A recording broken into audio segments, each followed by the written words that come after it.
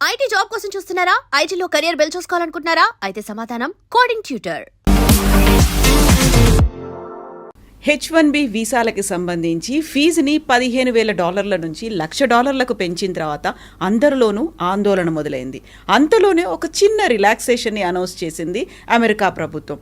L1, F1 వీసాల మీద ఉన్న వారికి పాత ఫీజు చెల్లిస్తే సరిపోతుంది అనేది. దెన్ వాట్ అబౌట్ మన దగ్గర నుంచి వెళ్దాం అనుకుంటున్న వాళ్ళకి పాతది కాకుండా కొత్త ఫీజునే వర్తింపచేస్తామని. యాక్చువల్గా ఈ కొత్త ఫీజు అనేది ఎంతకాలం ఉంటుంది? ఛాంబర్ ఆఫ్ కామర్స్ కోర్టు మెట్లెక్కింది. అక్కడి నుంచి తీర్పేమొస్తుంది? అమెరికా ఏమన్నా మళ్ళీ పాత ఫీజునే వసూలు చేయబోతోందా?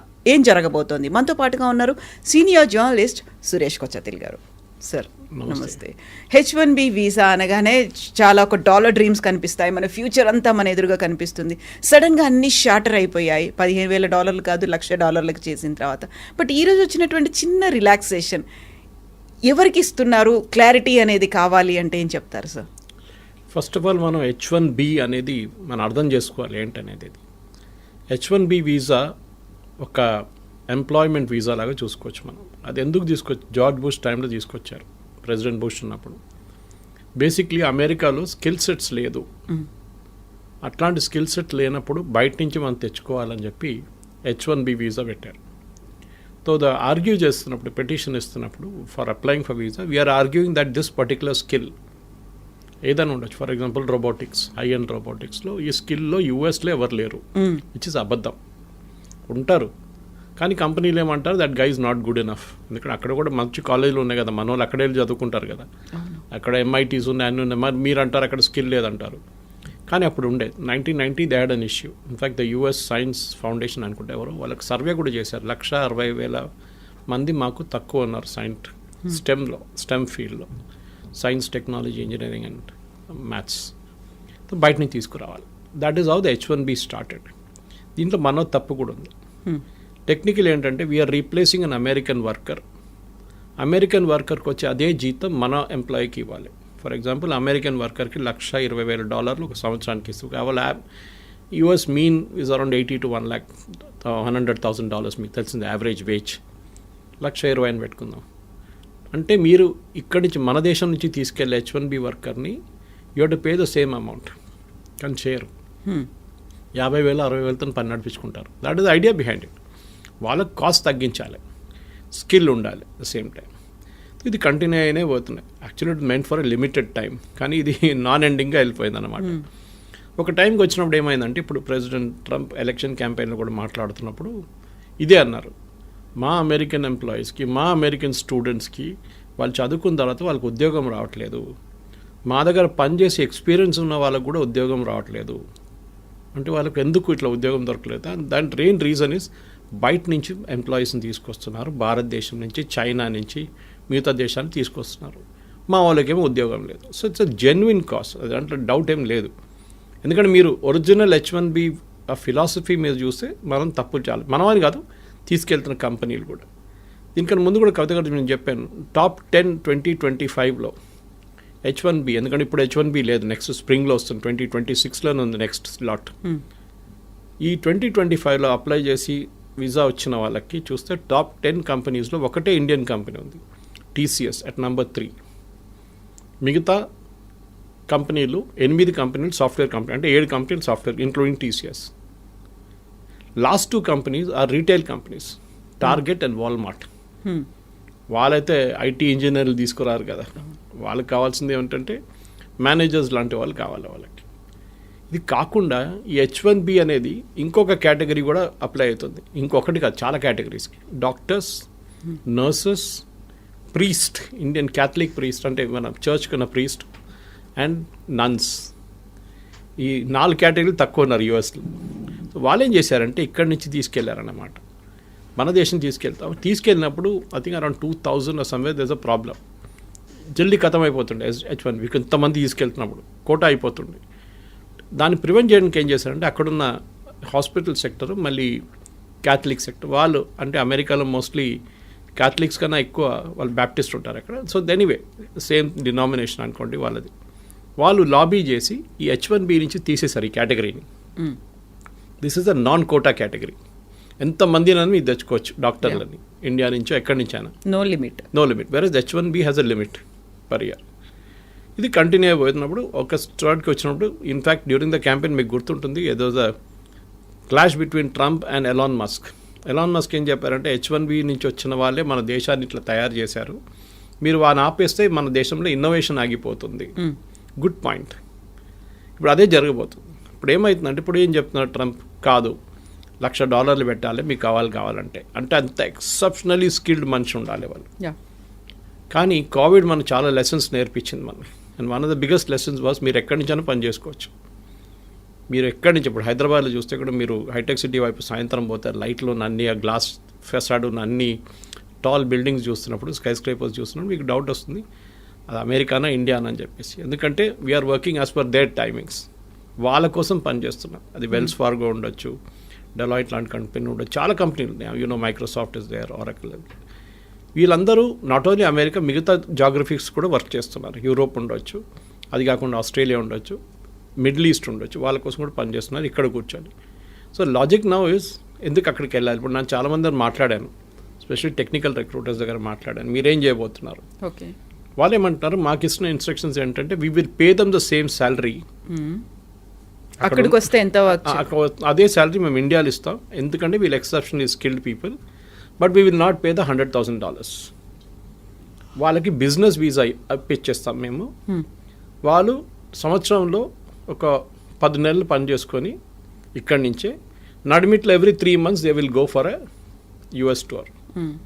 యుఎస్ టూర్కి వెళ్ళి వచ్చేస్తారు. మీరు అడగవచ్చు, ఎయిర్ ఫేర్ అంతనే అవుతుంది కదా, తర్వాత అంత ఎయిర్ ఫేర్ ఖర్చు పదే వాళ్ళు అక్కడ పెట్టుకోవచ్చు అంటే, yes, that is also possibility.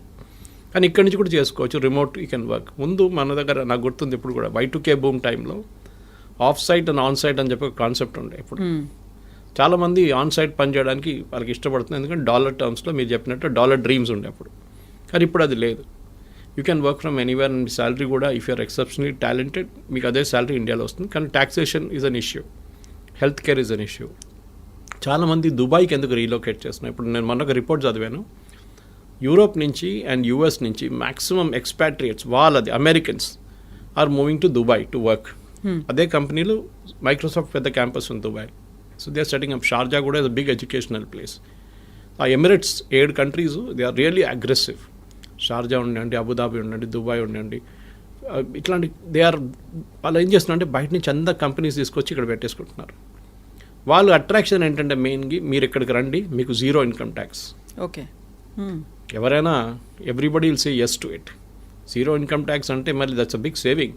అమెరికాలో ఉన్నప్పుడు మీరు ఆల్మోస్ట్ 50% దాకా ట్యాక్స్ కడతారు. Of course your health care is taken care of. భారతదేశం నుండి మీరు 30%, 32% దాకా ట్యాక్స్ కట్టాల్సి వస్తుంది. But health care is a big issue. కొన్ని కంపెనీస్ ప్రొవైడ్ చేస్తున్నాయి. ఇదన్నీ చూసినప్పుడు క్వాలిటీ ఆఫ్ ఎడ్యుకేషన్ అన్ని, ఇప్పుడు గల్ఫ్లో కూడా ఇండియన్ స్కూల్స్ చాలా ఉన్నాయి. The shifting is happening from Europe and US to Gulf.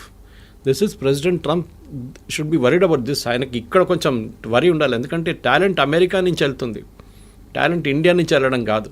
America నుంచి, అమెరికాలో ఉన్న టాలెంట్, టాప్ నాచ్ టాలెంట్ అదే కంపెనీ కోసం గల్ఫ్లో వెళ్ళి పనిచేస్తున్నారు. ఇండియాని ఆర్మ్ ట్విస్ట్ చేస్తున్నట్ల ట్రంప్ని వాళ్ళని ఆర్మ్ ట్విస్ట్ చేయలేరు. రేపు యూఏఈకి చెప్పలేరు, మేము మీ మీద 50% టారిఫ్ పెట్టేస్తున్నాం, మీరందరూ మమ్మల్ని తీసుకెళ్ళిపోతున్నాం మా ఎంప్లాయీస్ని. So the shift is double అన్నమాట. ఇప్పుడు అమెరికా నుంచి చాలామంది ఏమంటారు, మాకు ఇంత పెద్ద ట్యాక్సేషన్ అవాయిడ్ చేయండి, దుబాయ్కి వెళ్తాం, అక్కడ 10 సంవత్సరాలు 5 సంవత్సరాలు పనిచేస్తే మాకు enough savings will come back again. కానీ ఇప్పుడు కొత్తగా ఒకటి ఇవాళ పొద్దు నుంచి కనిపిస్తుంది ఈ న్యూస్, L1 అండ్ F1. వాళ్ళకి ఈ $100,000 పడదు, వాళ్ళకి they don't need to pay for it అన్నారు.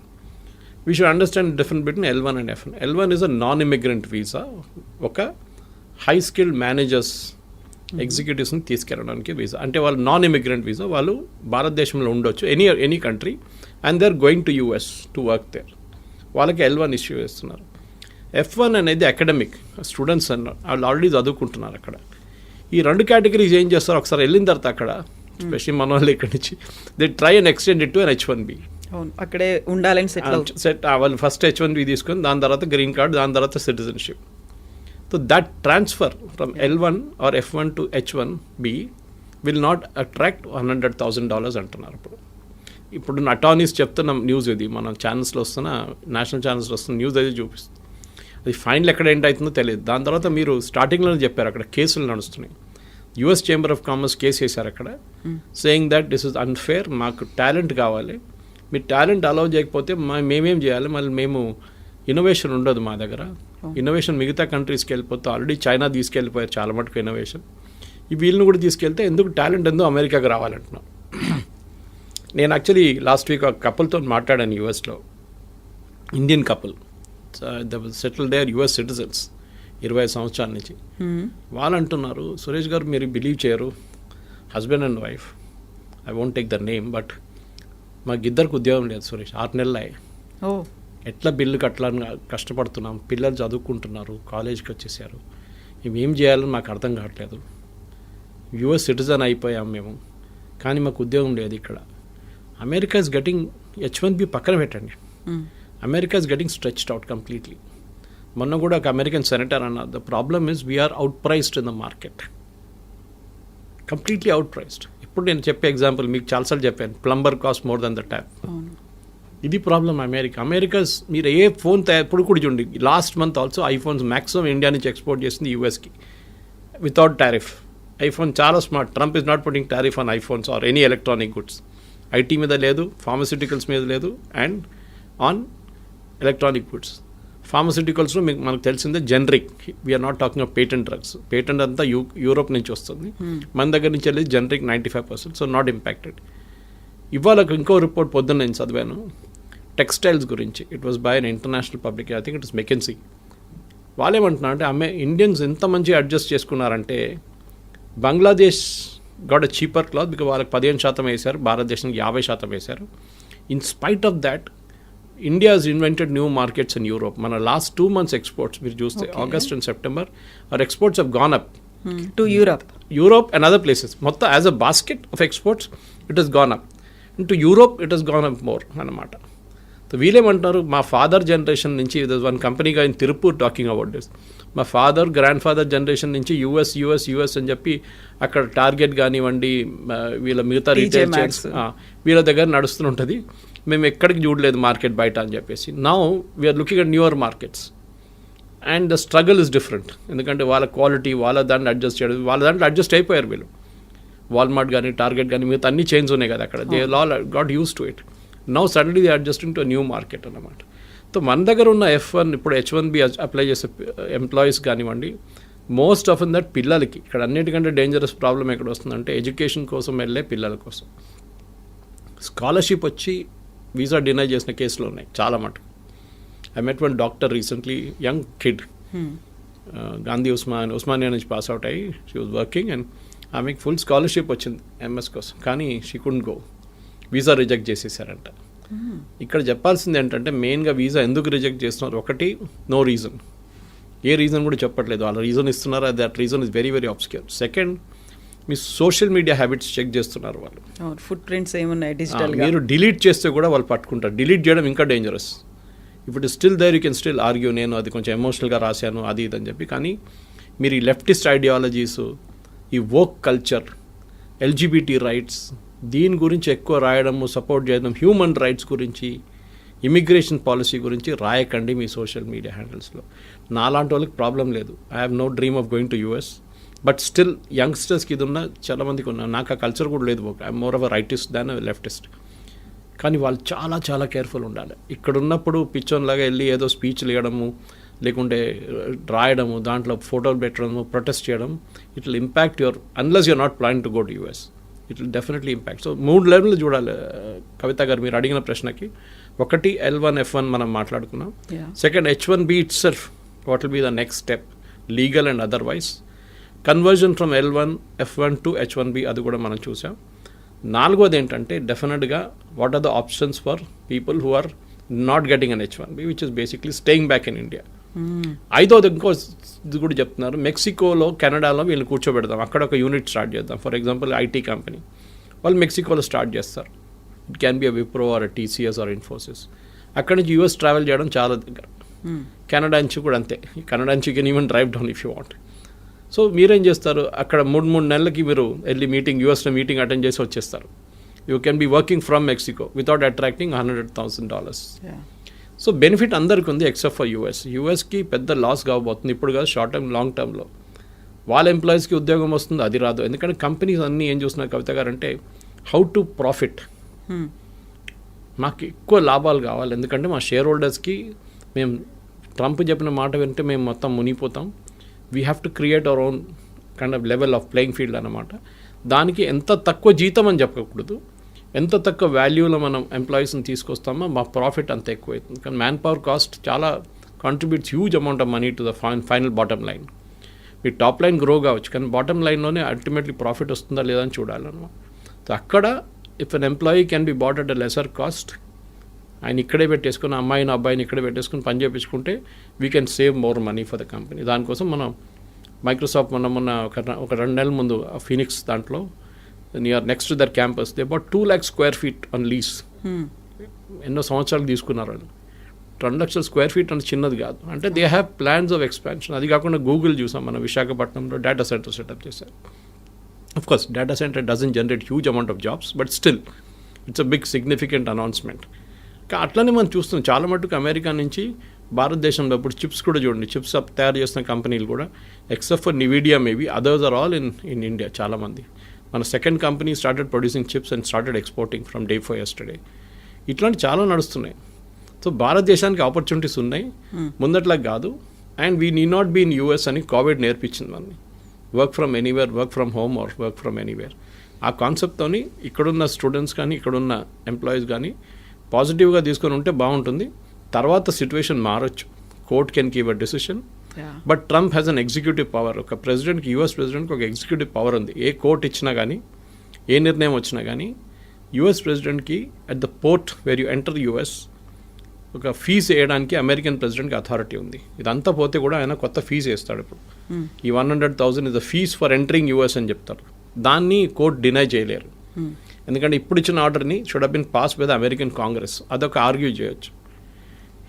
బాటమ్ లైన్ ఏంటంటే we should now look for new markets. Europe చూడండి, యూరోప్లో ఎడ్యుకేషన్ బాగుంటుంది, ఎంప్లాయ్మెంట్ కూడా బాగుంది, and they are more steady అక్కడున్న పొలిటీషియన్స్. ట్రంప్ లాగా ఒకరోజు పిల్లి నల్లది, నెక్స్ట్ డే పిల్లి తెల్లదని చెప్పే కాదు పరిస్థితి. It doesn't change that way అన్నమాట.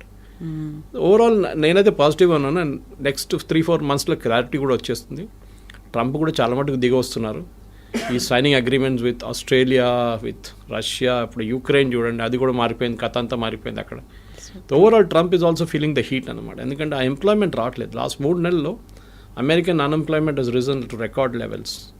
అది చాలా పెద్ద వరి ఆయనకి. అమెరికాలో ఎలక్షన్, మన దగ్గర ఉల్లిపాయల రేట్తోనే గవర్నమెంట్ పడిపోతుంది అంటారు చూడండి, అక్కడ అన్ఎంప్లాయ్మెంట్ రేట్తో గవర్నమెంట్ పడిపోతుంది. అక్కడ ఇన్ఫ్లేషన్ పెద్ద ఇష్యూ కాదు అక్కడ, especially food inflation anyway is high in America. కానీ ఎంప్లాయ్మెంట్ రాకపోతే then American politicians are in big trouble. దానికోసం ఇంత పెద్ద రిస్క్ తీసుకున్నారు ట్రంప్, కానీ అది కూడా ఇప్పుడు పనిచేయట్లేదు. ఇప్పుడు అందరూ ఇండస్ట్రియలిస్టులు, ఆంటర్ప్రెన్యూర్స్ ఉండేటువంటి అమెరికన్ ఛాంబర్ ఆఫ్ కామర్స్ ఎందుకని కోర్టు దాకా వెళ్ళింది? H1B వీసాల గురించే. అంటే వాళ్ళకి వైపు that is not our commerce, వాళ్ళ కామర్స్ వాళ్ళు వెళ్ళారు. వాళ్ళ అంటే ద మెయిన్ థింగ్ ఇస్ వాళ్ళు ఏమంటున్నారంటే మాకు టాలెంట్ కావాలి. అమెరికాలో ఇంత మటుకు ప్రోడక్ట్స్ సర్వీస్ తయారు చేసిందంటే బికాజ్ లాట్ కంట్రిబ్యూషన్ ఇండియన్స్ ఉంది, చైనీస్ కూడా ఉంది, ఇండియన్. కానీ చైనీస్ ఒకటి ఉంది, వాళ్ళు నేర్చుకొని వాళ్ళు రిటర్న్ వెళ్ళిపోతారు వాళ్ళ కంట్రీకి. క్వైట్ ఆఫెన్ స్పైయింగ్ చేస్తారని చెప్తారు Americans, which might be possible. Chinese copy కొట్టడంలో ఎక్స్పర్ట్స్. వాళ్ళకి ఒక ప్రోడక్ట్ ఇచ్చి మీరు ఈ ఫోన్ ఉంది ఇట్లా తయారు చేయండి అంటే వాడు తయారు చేసిస్తాడు మీకు. మళ్ళీ they are experts in that business. అట్లనే ఎనీ ఫైటర్ ఎయిర్క్రాఫ్ట్ కానివ్వండి, మీరు చిప్ ఇచ్చేస్తే వాళ్ళు చేసుకుంటారు. ఇప్పుడు చూడండి నివిడియా చిప్స్ అక్కడ ఎక్స్పోర్ట్ చేయనట్లేదు. Yesterday Nvidia chairman gave a statement saying that మాకు చైనీస్ సేల్స్ పడిపోయి 0కి వచ్చేసింది. It will impact our bottom line, మా ప్రాఫిట్స్ ఇంపాక్ట్ అవుతుంది డెఫినెట్గా. మాకు సేల్స్ లేదు చైనాలో, ఎందుకంటే బ్యాన్ చేసి పడేశారు ట్రంప్. అక్కడికి అమ్మితే వాళ్ళు తయారు చేసుకుంటారు పెద్ద పెద్ద ప్రోడక్ట్లు, మీరు అమ్మకూడదని చెప్పి బ్యాన్ పెట్టారు. ఇది అంతా బ్యాక్ఫైర్ అవుతుంది. మన దగ్గర ప్రాబ్లం ఏంటంటే ఇండియాలో మనం ప్రోడక్ట్స్ తయారు చేయట్లేదు, మనం సర్వీసెస్లో ఎక్స్పర్ట్. ఐటీలో మనం ఇవాళ దాకా బహుశా ఒక జోహో పక్కన పెడితే, లేకుంటే ఒక టాలీని పక్కన పెడితే, ఫినకల్ ఆఫ్ ఇన్ఫోసిస్ పక్కన పెడితే, మిగతా మనం we haven't made any hardware products. ఒక బడ్స్ కానివ్వండి, మిగతా ఏదైనా కానివ్వండి, ఐపాడ్ అండ్ ఐప్యాడ్ లాంటి products we are not done it. మన వైపు నుంచి అదే ఎంకరేజ్ చేయాలి. That is other day also Ashwini Vaishnaw garu మాట్లాడుతూ పోయిన వారమే చెప్పే ఈ మాట. We should have more youngsters developing products, not services. మనకు కావాల్సింది అది. ఇప్పుడు మనం ఎంత మటుకు డ్రోన్ తయారు చేస్తున్నామో, అది చేస్తున్నాం, ఇది చేస్తున్నాం, యంగ్స్టర్స్ అదే కేటగిరీ మ్యానుఫ్యాక్చరింగ్లో రావాల్సి వస్తుంది. కానీ మన ప్రాబ్లం ఏంటంటే మన ఒక లాస్ట్ 20-30 ఇయర్స్లో especially between 1960s and 1990s 30-year పీరియడ్లో మనం మ్యానుఫ్యాక్చరింగ్ చైనా చాలా ముందుకు వెళ్ళిపోయింది. మనం ఎక్కడికో ఉండిపోయి even till 1990 China was almost equal to అక్కడ. మనం ఓపెన్ అప్ చేయలేదు మన ఎకానమీని. మ్యానుఫ్యాక్చరింగ్ అనేది ఒక మనం పబ్లిక్ సెక్టర్కి ఇచ్చేసాం. They failed miserably. మనం చూస్తున్నాం కదా, HAL డెలివరీ, తేజస్ కానివ్వండి, మిగతా అన్ని బ్యాక్ డేటెడ్ అయిపోయినాము. చాలా ఇయర్స్గా పెండింగ్ పడి ఉన్నాయి ప్రాజెక్ట్స్ అంతా. ఈవెన్ ఎయిర్ చీఫ్ మాస్టర్ చెప్పారు ఆ రోజు that we are not getting our aircraft in time from HAL. Why should you give them contract అని. ఈ ప్రాబ్లం ఇప్పుడు చూస్తున్న కొత్త డిఫెన్స్ సెక్టర్ కూడా మ్యానుఫ్యాక్చరింగ్ తిరిగి వస్తుంది భారత్. చాలా మటుకు టాటాస్ కానివ్వండి, కళ్యాణి గ్రూప్ కానివ్వండి, మిగతా మహీంద్రాస్ కానివ్వండి, వీళ్ళందరూ ఇప్పుడు డిఫెన్స్ సెక్టర్లో దిగారు. It's a big employment potential భారతదేశానికి. బహుశా అక్కడి నుంచి కొన్ని ప్రోడక్ట్స్ రావచ్చు బయట. మన దగ్గర తయారు చేసిన ఆకాశ్ మిసైల్స్ కానివ్వండి, మిగతా డ్రోన్స్ మన దగ్గర యంగ్స్టర్స్ తయారు చేస్తున్నారు. అట్లాంటి ప్రోడక్ట్స్ వస్తుంది బయట. కానీ మన దగ్గర IT ప్రోడక్ట్స్ ఇప్పుడు దాకా రాలేదు. That's a big regret. ఫార్మాలో వీఆర్ ఛాంపియన్స్. కాపీ కొట్టడంలో మన నెంబర్ 1. ఫార్మాలో ఏం చెప్పినా కానీ అమెరికాలో ఉన్న ఆఫ్ పేటెంట్ డ్రగ్ బొంగనే మన దగ్గర ఇక్కడ తయారైపోతుందని ప్రాసెస్ మార్చేసి చేస్తారు. But IT is a big ఎందుకంటే మీకు ఇంకా ముందుకు వెళ్తూ ఈ డిఫరెన్షియేటర్ పోతుంది మొత్తం. You can tomorrow Europe can see or even Dubai. నేను ఇప్పుడు ఇంకా ముందు చెప్పింది చూడండి, దుబాయ్ పిలిపించుకుంటారు వీళ్ళందరినీ, మా దగ్గర ఉండండి అని చెప్పేసి. సో అది at the end of the day today's youngsters at least before 35-40 వాళ్ళకి ఒక ఏం ఉంది లైఫ్లో, ఇంత సంపాదించాలి, ఇంత డబ్బులు అన్నీ. మా ఫాదర్ మదర్ మా జనరేషన్ లాగా కాదు కదా వాళ్ళంతా, మన జనరేషన్ లాగా కాదు వాళ్ళు. They are very fixed notions on this. వాళ్ళకి వాళ్ళ లైఫ్ స్టైల్ కానివ్వండి, వాళ్ళ ఎర్నింగ్ కెపాసిటీ. సో US డ్రీమ్ని నెగటివ్గా చూడకుండా you look at it very positively that there is light at the end of the rainbow అంటారు చూడండి. చాలా మటుకు ఆపర్చునిటీస్ ఉంది, దానికి USకి వెళ్ళక్కర్లేదు. సార్ మీ క్వాలిటీ ఆఫ్ లైఫ్ ఇంప్రూవ్ చేయాలి, నేను ఇంకా బాగా మంచి అట్మాస్ఫియర్, ఇక్కడున్న ట్రాఫిక్ జామ్ కానీ ఇక్కడున్న పొల్యూషన్ నాకు నచ్చదు, నాకు కొంచెం క్వాలిటీ లైఫ్ కావాలంటే yes you can go to Europe definitely. కానీ settling down I'm not really sure. కానీ ఎందుకంటే ఇప్పుడు UK కూడా అంటున్నారు మేము వీసా నామ్స్ స్ట్రిక్ట్ చేస్తున్నాం అది అని చెప్పి. జర్మనీ కూడా they are pretty strict about it. మీరు వెళ్ళి ఉండొచ్చు. కానీ ఒక అమెరికన్ డ్రీమ్ అయిపోయిందంటే ముందు మా దగ్గర కేరళలో దుబాయ్కి వెళ్తుండే చాలామంది. I'm talking of 70s and 80s first construction boom టైంలో చాలా తక్కువ జీతంకి వెళ్తుండే. కానీ ఆడొచ్చి చేసే డ్రామా చూస్తే ఏదో అక్కడ మొత్తం రోడ్డు మీద అంతా బంగారం పడి ఉంది, బకెట్లు తీసుకెళ్ళి మనం తీసుకురావచ్చు, ఆ లెవెల్కి తీసుకొచ్చారనమాట థాట్ ప్రాసెస్. సో ఇక్కడున్న యంగ్స్టర్స్ కూడా అదే ఆలోచించారు, అరే దుబాయ్ ఇంత మంచి ప్లేస్, మనం అక్కడికి వెళ్ళిపోతే ఎంత బాగుంటుంది, ఏజెంట్కి డబ్బులు ఇచ్చి వీసా ఇచ్చి చేయించుకుంటారు, లాస్ట్ అక్కడ వెళ్ళినప్పుడు నరకంగా అనిపిస్తుంది వాళ్ళకి. Now situation has change. ఇప్పుడు కన్స్ట్రక్షన్ బూమ్ అయిపోయింది. Now Dubai's and even Saudi Arabia వీళ్ళందరూ దే రియలైజ్డ్ ఆయిల్ అంటే దుబాయ్లో ఆయిల్ లేదనుకోండి, కానీ అదర్ పార్ట్ ఆఫ్ ఇట్ మిగతా ఎమిరేట్స్లో ఉంది కదా, వీఆర్ ఆల్ వాళ్ళకు యూరోప్గా తయారవుతున్నారు. మొహమ్మద్ బిన్ సల్మాన్ చెప్పారు కదా, I take Saudi Arabia to become Europe by 2030 అని. సో అమెరికన్ డ్రీమ్ కూడా పోతుంది. అమెరికా నుంచి చాలా మటుకు షిఫ్ట్ అవుతున్నాయి. And you can see this consistently. New York Times subscribe చేశాను నేను, I read it every day. ఎన్ని బిజినెస్ షిఫ్ట్ అయిపోతున్నారంటే అమెరికా నుంచి చైనా మ్యానుఫ్యాక్చరింగ్ మొత్తం తీసుకెళ్ళిపోయింది. దాని తర్వాత కూడా వీళ్ళు కార్లు అక్కడి నుంచి మళ్ళీ ఇప్పుడు అమెరికాకి ఇంపోర్ట్ చేసి అమెరికాకి ఎక్స్పోర్ట్ చేసి BYD లాంటి కంపెనీ కార్లు అమ్ముకుంటున్నారు. They selling cars in Europe. ఎందుకంటే వాళ్ళకి ఇన్పుట్ సబ్సిడీ చాలా హెవీ ఉంది. చైనా ల్యాండ్ ఫ్రీ ఇస్తారు, మీకు పవర్ చాలా తక్కువ రేట్లో ఉంటుంది.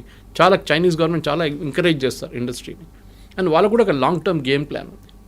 మన దగ్గర అది లేకుంటే, కానీ I think time has now come. H1B కానివ్వండి, L1, F1 గురించి మాట్లాడితే అది కాకుండా ప్రొఫెషనల్స్ కూడా మన దగ్గర చాలామంది ఉన్నారు. మెడికల్ ప్రొఫెషనల్, డాక్టర్స్ కానీ నర్సెస్ కానీ.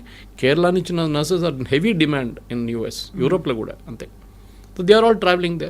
నేను చెప్పాను చూడండి, ప్రీస్ట్ అక్కడ చర్చ్లో ప్రీస్ట్ లేరు, ఇక్కడి నుంచి తీసుకెళ్తున్నారు మన దగ్గర నుంచి. నన్స్ని తీసుకెళ్తున్నారు ఇక్కడి నుంచి. గుడ్ థింగ్, ఎక్స్పోర్ట్ చేయండి, మన మ్యాన్ పవర్ని ఎక్స్పోర్ట్ చేయాల్సింది. కానీ ఐటీ అని చెప్పి ఒక పిచ్చి పట్టేసి మనకు లాస్ట్ 10-15 ఇయర్స్లో వన్ వే నేను చూస్తే అది గుడ్, ఒక టెంపర్ డౌన్ అవుతుంది. మిగతా రాష్ట్రాలకు ఉన్న ఆప్షన్స్ వాళ్ళు చూసుకుంటారు ఇప్పుడు. Yes sir, thank you so much sir. Thank you. నిజంగా ప్రస్తుతం ఉన్నటువంటి సమాజం దేనికి ప్రయారిటీ ఇస్తుంది? ఆర్థిక సంబంధాల చుట్టూ మాత్రమే తిరుగుతుంది. మళ్ళీ ఎన్నికలంగానే చాలా విరక్తి కలుగుతాను. మంచి అనిపిస్తుంది కదా, లేడీస్ కూడా ఛాలెంజింగ్ జాబ్స్ చేసినప్పుడు చాలా బాగుంటది. ట్రాఫిక్ అసిస్టెంట్స్ గా నియమించిన ట్రాన్స్జెండర్స్ అందరితో సాల్యూట్ చేయించుకుంటున్నారు. ఫుడ్ డెలివరీ ఇవ్వటానికి వెళ్ళినటువంటి డెలివరీ బాయ్ అనిల్ పై కళ్ళ ముందు పెళ్ళండుకోండి.